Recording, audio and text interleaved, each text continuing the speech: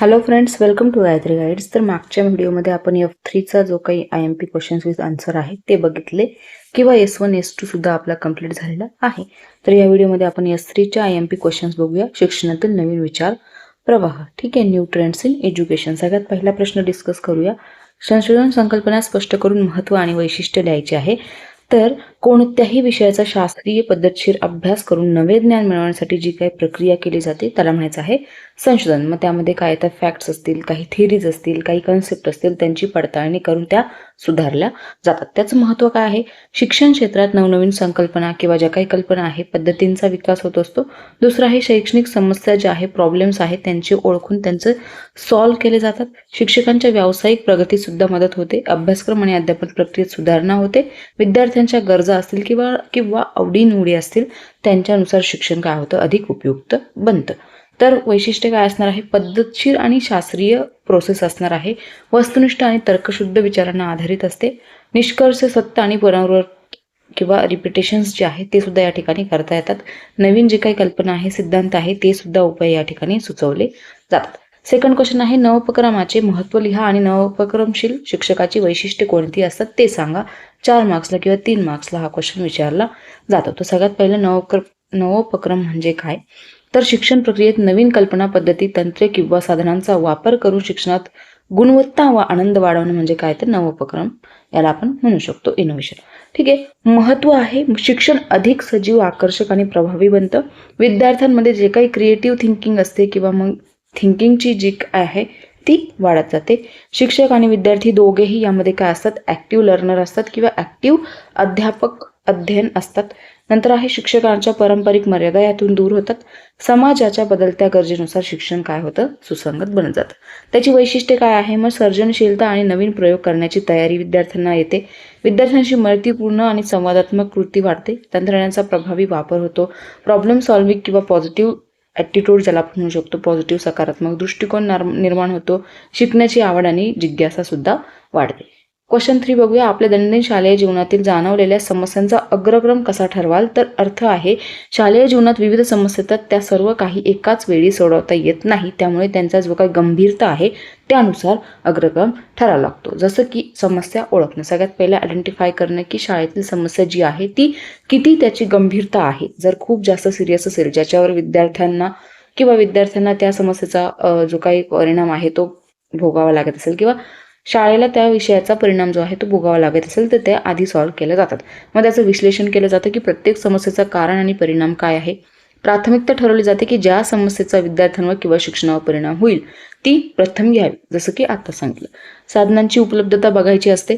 कारवाई ठरवणं. उदाहरण आहे, जर शाळेत विद्यार्थ्यांची उपस्थिती कमी असेल आणि स्वच्छतागृहांची समस्या येत असेल तर प्रथम त्या गोष्टी ज्या आहे विद्यार्थ्यांची उपस्थिती वाढवण्यावर भर द्यावा, कारण ते शिक्षणाच्या गुणवत्तेशी थेट संबंधित असणार आहे, नाही की स्वच्छतागृह.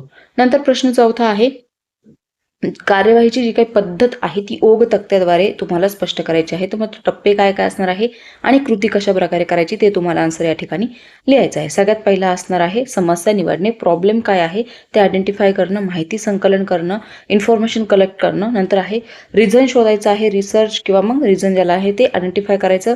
त्याच्यानंतर उपाययोजना कोणत्या कोणत्या तयार करू शकतो, प्रयोग करायचे आहे, ऑब्झर्वेशन आणि नोंदी ठेवायच्या आहे आणि लास्ट काय असणार आहे रिझल्ट किंवा अहवाल ज्याला आपण म्हणू शकतो. तर त्यातून रिझल्ट काय येतं त्याचं विश्लेषण करायचं आहे. उद्दिष्ट काय असणार आहे की शिक्षकाला आपल्या अध्यापन प्रक्रियेत सुधारणा करण्यास मदत मिळते. प्रश्न 5 आहे अहवाल लेखनाचे महत्त्व काय असते ते सांगून अहवाल लेखनाची रचना कशी करावी ते लिहा. 4 मार्क्सला बऱ्याच वेळेला क्वेश्चन विचारला जातो की अहवाल लेखनाचे टप्पे सुद्धा विचारले जातात. तर अहवाल लेखन म्हणजे काय? ती जे काही कृती संशोधन आपण केलेलं आहे त्या नवोपक्रमाची पद्धतशीर माहिती लेखी स्वरूपात ज्या ठिकाणी मांडली जाते त्याला म्हणायचं आहे अहवाल. जसं की आपण एखादा लेटर वगैरे लिहितो तसं. त्याचं महत्त्व असणार आहे संशोधनातील निष्कर्ष इतरांपर्यंत पोहोचवता येतात. नंतर आहे भविष्यातील शिक्षकांना मार्गदर्शन मिळतं. शाळेच्या शैक्षणिक कार्यांचे दस्तऐवजीकरण करता येते. नवोपक्रमाचा प्रसार आणि प्रचार सुद्धा या ठिकाणी करता येतो आणि शिक्षकांच्या कार्याची नोंद ठेवली जाते.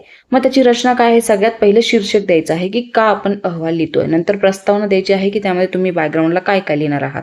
नंतर आहे समस्येचं स्वरूप कसं असणार आहे आणि उद्दिष्ट काय आहे. संशोधन पद्धती कोणत्या कोणत्या वापरल्या ते लिहायचं आहे थोडक्यात.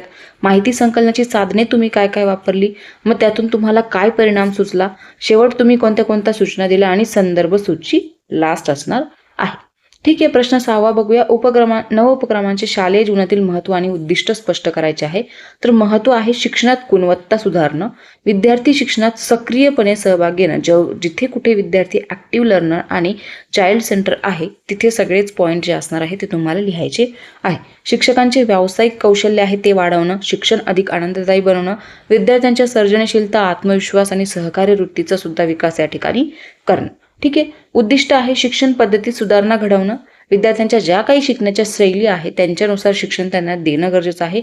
आधुनिक तंत्रज्ञानाचा वापर या ठिकाणी करणं, मॉडर्न टेक्नॉलॉजीच्या त्याला आपण म्हणतो जसं की आता AI आलेलं आहे, मग AIचा यूज करणं, शाळेला प्रयोगशीलता किंवा मग गतिमान बनवणं. जे काही शाळेत आहे प्रयोगशील आणि गतिमान विद्यार्थ्यांना बनवणं, जेणेकरून तुमची शाळा अग्रक्रम ठरवेल. विद्यार्थ्यांचा जो काही सर्वांगीण विकास आहे, हॉलिस्टिक डेव्हलपमेंट आपण ज्याला म्हणतो, त्यांना सुद्धा चालना देणं. जसं की डिजिटल क्लासरूम, जसं आत्ताच तुम्हाला सांगितलं AI जमाना आलेला आहे, डिजिटल क्लासरूम आहे, सगळीकडे स्मार्ट बोर्ड असतो किंवा डिजिटल बोर्ड आहे, ते विद्यार्थ्यांना त्याच्या शैक्षणिक नवोपक्रम ठरवत असतो. PPT प्रेझेंटेशन असेल, क्विज त्यांना द्यायचं आहे. ठीक आहे. त्या माध्यमातून विद्यार्थ्यांना विषय जे आहे ते अधिक सोप्या पद्धतीने समजले जातात. प्रश्न 7वा आहे नवोपक्रम आणि कृती संशोधन यातील फरक जो आहे 4 मार्क्सला विचारला जातो. तर काय काय आहे ते तुम्ही व्यवस्थितपणे बघून घ्यायचं आहे, काही वेळ वाया घालवणार नाही. ठीक आहे. नेक्स्ट क्वेश्चन बघूया. एक शिक्षक म्हणून तुम्ही नवोपक्रमाची निर्मिती कशी तयार कराल? 4 मार्क्सला एक शिक्षक म्हणून तुम्ही, हा प्रश्न बऱ्याच वेळेला विचारला जातो. ह्या जे काही आहे त्याचं आन्सर बऱ्याच वेळी तुम्हाला तुमच्या मनाने लिहायचं असतं, परंतु कसं लिहाल याचं स्वरूप ते इथे तुम्हाला दिलेलं आहे. तर सगळ्यात पहिलं काय, तर कोणती समस्या आहे, अडचणी काय काय आलेल्या आहे, त्याच्या मर्यादा काय काय आहे, त्याचं आयडेंटिफिकेशन करणं. नंतर आहे विचार मंथन करणं, त्या समस्येवर आपण कोणते कोणते उपाय करू शकतो शोधण्यासाठी त्यावर काय करणं, कल्पना तयार करणं. नवीन पद्धती कोणत्या कोणत्या आपण वापरू शकतो, प्रयोग करणं की ठराविक काळासाठी वर्गात कोणता उपाय जो आहे तो गरजेचा आहे. नंतर आहे ऑब्झर्वेशन करणं आणि त्यांची नोट्स लिहिणं किंवा नोंद ठेवणं. नंतर आहे इव्हॅल्युएशन करणे, मूल्यमापन करणं की परिणामांच्या आधारे पद्धतीवर कोणत्या कोणत्या सुधारल्या गेलेल्या आहे किंवा पद्धतीत सुधारणा झाली आहे की नाही. आणि शेवट असतं प्रसार करणं, जे की यशस्वी प्रयोग इतर शिक्षकांशी शेअर करणं. ठीक आहे. त्यानंतर 9वा प्रश्न आहे ज्ञान रचनावादी अध्ययन अध्यापन प्रक्रिया स्पष्ट करा.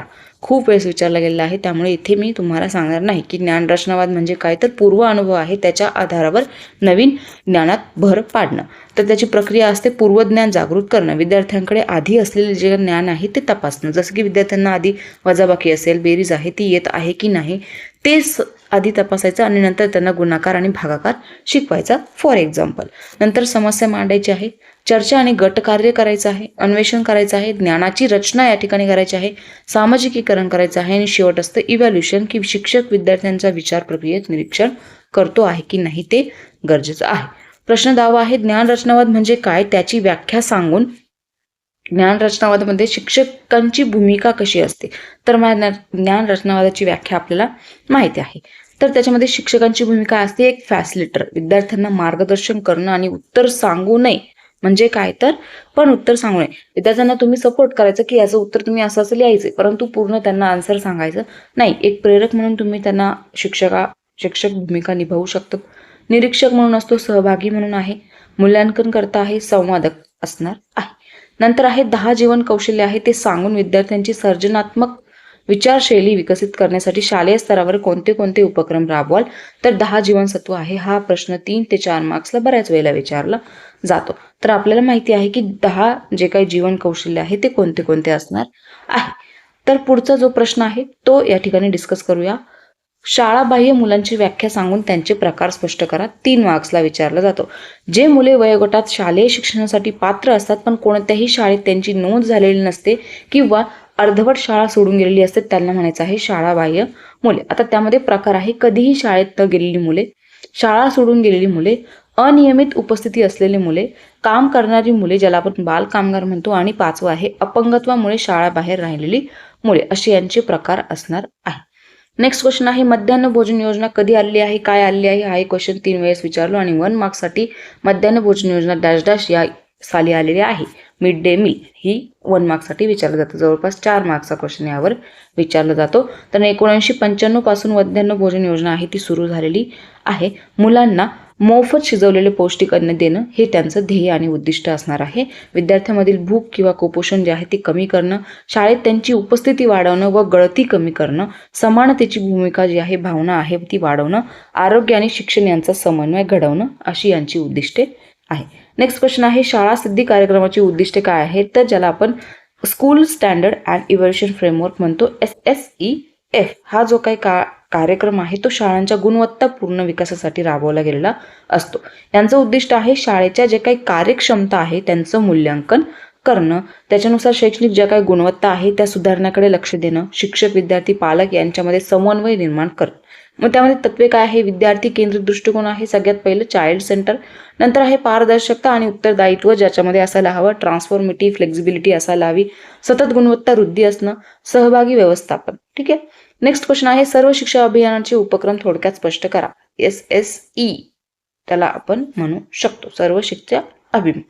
नंतर आहे सर्व मुलांना प्राथमिक शिक्षणाची संधी देणं, प्रायमरी एज्युकेशन सगळ्यांचं झालं पाहिजे असं या ठिकाणी या कार्यक्रमाचा थोडक्यात उपक्रम असणार आहे किंवा उद्दिष्ट आहे.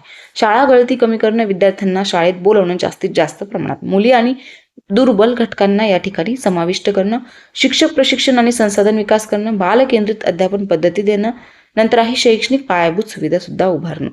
नेक्स्ट क्वेश्चन आहे कार्यव्यवस्थापनाचा मुख्य हेतू काय आहे आणि त्या कार्यव्यवस्थापन म्हणजे काय ते या ठिकाणी लिहायचं आहे. तर अर्थ आहे शैक्षणिक कार्य नियोजनपूर्वक वेळेवर परिणामकारकपणे पूर्ण करण्यासाठी जे काही नियंत्रण केलं जातं त्याला म्हणायचं आहे व्यवस्थापन किंवा कार्यव्यवस्थापन. त्याचा मुख्य हेतू आहे वेळेचे योग्य वापर करणं, उद्दिष्टपूर्ती होणं, संसाधनांचा योग्य वापर करणं आणि कार्यातील पारदर्शकता किंवा कार्यक्षमतेत वाढ करणं. प्रश्न 17 आहे विद्यार्थी सुरक्षा या संकल्पनेचा मुख्य हेतू स्पष्ट करा.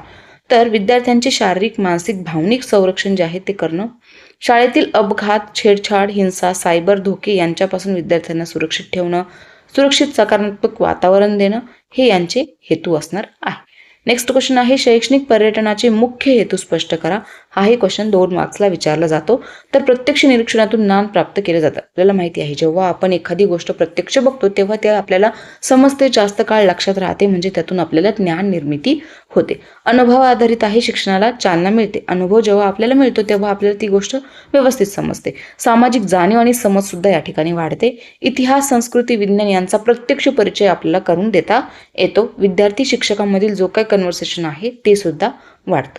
नेक्स्ट क्वेश्चन आहे शिक्षक पालक समन्वय म्हणजे काय ते सांगून शिक्षक पालक समन्वयाची माध्यमे कोणती असेल किंवा माध्यमे कोणती आहे ते लिहायचं आहे.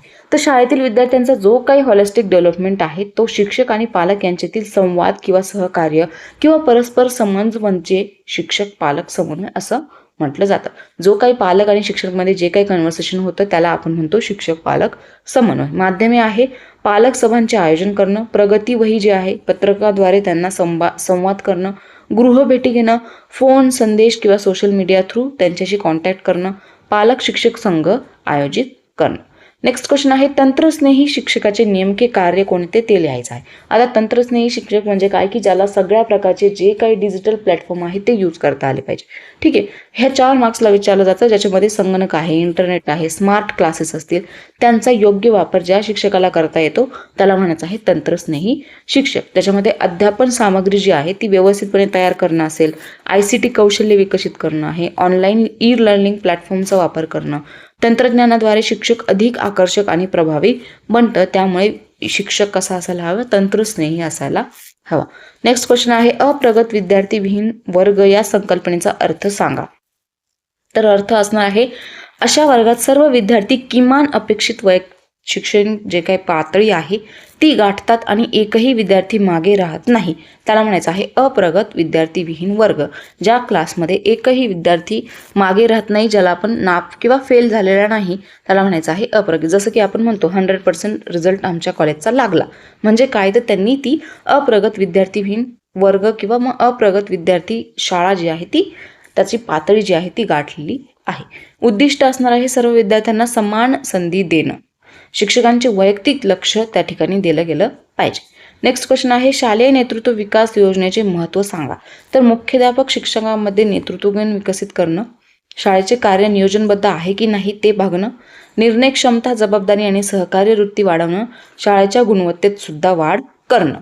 नेक्स्ट क्वेश्चन आहे विद्यार्थी सुरक्षतेवरील विविध स्तरांवरील ज्या काही उपाययोजना आहे त्या सांगायच्या आहे.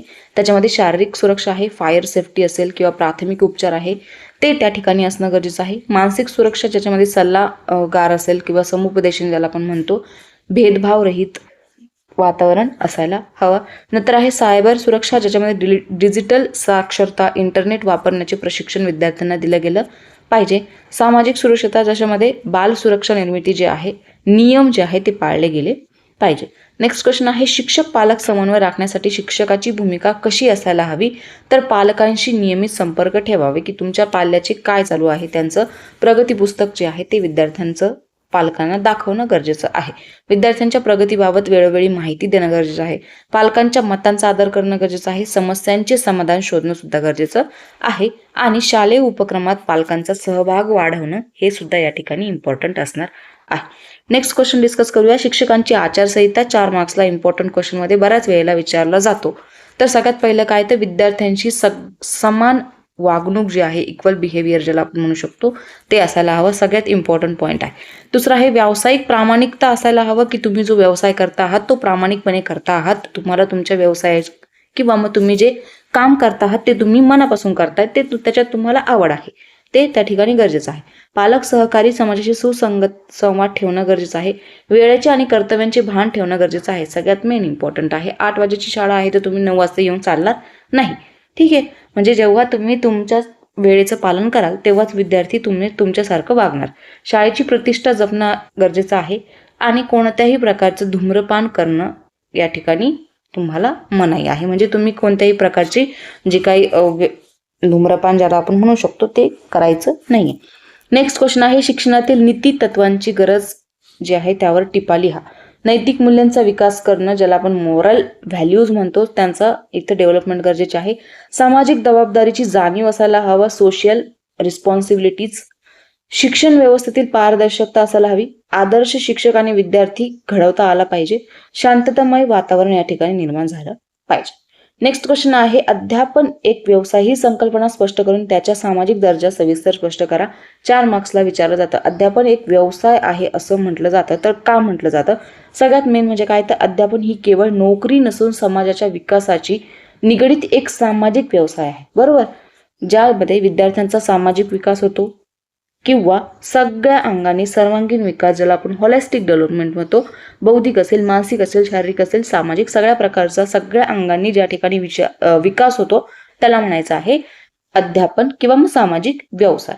मग त्याच्यामध्ये दर्जा काय आहे? शिक्षक समाजाला मार्गदर्शक असतो, समाजाचा मार्गदर्शक असतो. मूल्य आधारित शिक्षण देऊन समाज परिवर्तन घडवता येतं. समाजात प्रतिष्ठा, सन्मान आणि जबाबदारीची भूमिका सुद्धा निभावली जाते. नेक्स्ट क्वेश्चन आहे शांततेसाठी शिक्षणाचे महत्त्व स्पष्ट करा आणि त्याची गरज काय आहे ते स्पष्ट करा. 2 मार्कला विचारला जातो. सहिष्णुता, प्रेम, बंधुता हे जे काही मूल्य आहे ते आपल्याला शिकवतात की शांतता आपण का राखली पाहिजे. हिंसेऐवजी तुम्ही संवाद करा आणि समज वाढवा. जसं की आपण काही जयंत्या वगैरे असतात ते सेलिब्रेट करताना आपण हिंसा करतो किंवा भांडणं करतो. ते भांडणं न करता तुम्ही जर एकमेकांमध्ये संवाद केला, कन्व्हर्सेशन केलं, त्यामध्ये तुम्ही समजू शकतात आणि एकमेकांमध्ये कन्व्हर्सेशन झाल्यामुळे तुमच्यामध्ये ते भांडणं होणार नाही आणि एकोप्याने तुम्ही राहाल. राष्ट्रीय किंवा मग जागतिक शांततेसाठी मानवतावादी दृष्टिकोन तयार करणं गरज काय आहे? ते आजच्या संघर्षमय जे काही जग आहे त्यामध्ये शांतता मूल्यांचे संवर्धन अत्यावश्यक आहे. जेव्हा तुम्ही संघर्ष टाळाल तेव्हाच तुमच्या देशामध्ये शांतता राहिली जाते. नेक्स्ट क्वेश्चन आहे शिक्षणाचे 4 स्तंभ आहे, 2 मार्क्ससाठी विचारला जातो. तर शिक्षणाचे 4 स्तंभ कोणते? ज्याला जे युनेस्कोने मांडलेले आहे, ज्याला लर्निंग टू नो ज्ञान मिळवणं म्हणतात, लर्निंग टू डू कृती करणं म्हणतात. तिसरं असणार आहे लर्निंग टू लाईव्ह ज्याला आपण एकत्र राहून शिकणं म्हणतो. आणि 4th आहे लर्निंग टू बी स्वतःला घडवणं. नेक्स्ट क्वेश्चन आहे टेलिकॉन्फरन्सची गरज आणि महत्त्व जे आहे ते स्पष्ट करायचं आहे. तर गरज काय आहे? दूरवर असलेल्या शिक्षक विद्यार्थ्यांशी थेट संवाद साधला जातो. प्रशिक्षण सलामत किंवा सही सलामत घेतलं जातं. शैक्षणिक कार्यांसाठी वेळ आणि खर्च सुद्धा वाचतो. महत्त्व आहे शिक्षण अधिक व्यापक आणि सहज उपलब्ध बनते. विशेष तज्ज्ञ जे आहेत त्यांचा थेट संवाद साधला जातो. ग्रामीण भागातील शिक्षकांनाही गुणवत्तापूर्वक मार्गदर्शन या ठिकाणी मिळते असं टेलिकॉन्फरन्सिंगचं महत्त्व आहे. 2 मार्कला विचारलं जातं महत्त्व किंवा मग त्यांची वैशिष्ट्ये तुम्हाला या ठिकाणी विचारले जातात किंवा गरज जी काय आहे नीड त्या ठिकाणी स्पष्ट करायचं. अशा प्रकारे इथे जवळपास 20 ते 22 क्वेश्चन जे आहेत ते या ठिकाणी डिस्कस केले. यातील 7 ते 8 क्वेश्चन आरामशीर दर पेपरला विचारले गेले आहे. जवळपास 15 ते 18 मार्क्सचं रिव्हिजन या ठिकाणी तुम्हाला यातून होते. बाकी डिटेल सब्जेक्ट्स जे आहे किंवा व्हिडिओ चॅप्टर्स एक्सप्लेनेशन सगळं आपल्या चॅनलवर अवेलेबल आहे. तर अशा प्रकारे आजचा जो शॉर्टकट व्हिडिओ होता तो या ठिकाणी डिस्कस केलेला आहे. क्वेश्चन आणि आन्सर कशा प्रकारे लिहायचं त्याचे मी तुम्हाला फक्त एक हिंट दिलेली आहे की तुम्ही कशा प्रकारे पेपरमध्ये आन्सर लिहायचं आहे. ठीक आहे. जर व्हिडिओ आवडला असेल तर लाईक शेअर सबस्क्राईब करायचं आहे. भेटूया परत पुढच्या एखाद्या नवीन व्हिडिओसोबत. Bye bye.